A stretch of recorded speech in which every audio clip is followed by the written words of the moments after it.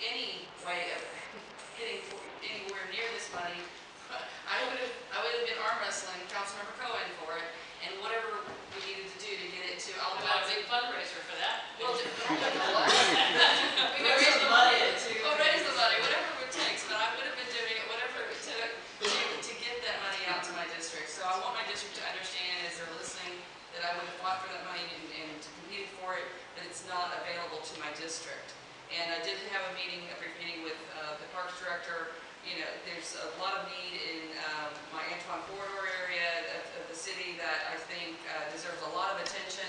I was coming home from the Memorial Park Conservancy meeting the other night, and there was an entire area blocked off by police chasing suspects. So, and of course, I stopped and talked and figured out what's going on, and APD did a fantastic job. I've heard that they caught him. I haven't confirmed it. But those are things that I want the public to understand, that this is not, when we're competing, as we do compete, as district council members, $4 for our districts, this is something that is restricted by the ordinance and is not available to my district. So I just wanted to make that very clear. Thank you. Councilmember, if I could add on, this ordinance was passed before any of us were here, and watching it from the controller's office when it was passed, the discussion was, do we take this money and put it in the areas where you have easy acquisition of parkland, there's a big need for parkland, or do you make sure that it stays in the areas where you have the most construction? Because in those areas where you have the most new construction is where your green space diminishes faster, and so it's sort of a chicken and egg. You are catch-22.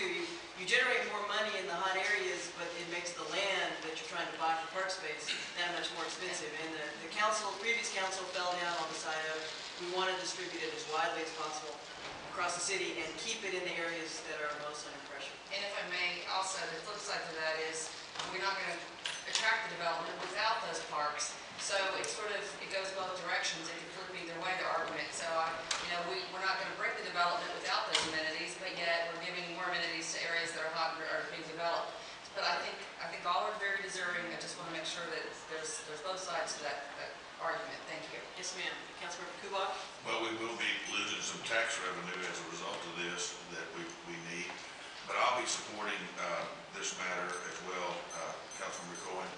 And when I drove by there to take a look at it, I could see my son and I throwing a ball back and forth, maybe 30 years ago, and thinking about, the people need something there to be able to get out and kick a ball or throw a ball around and just to be a family.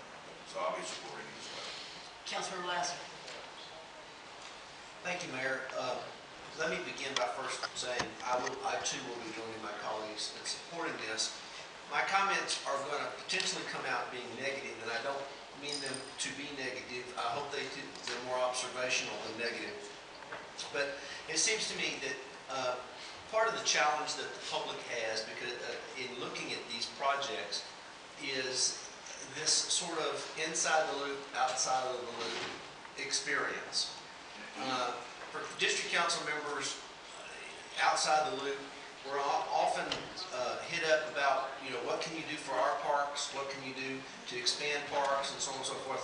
And council members, I think district council members place an enormous amount of effort that what we can do in our local areas to add to parks and to supplement those, because those parks issues become directly related to the quality of life for those communities. And it is quite frankly something that is easy to talk about and easy to encourage the community to participate.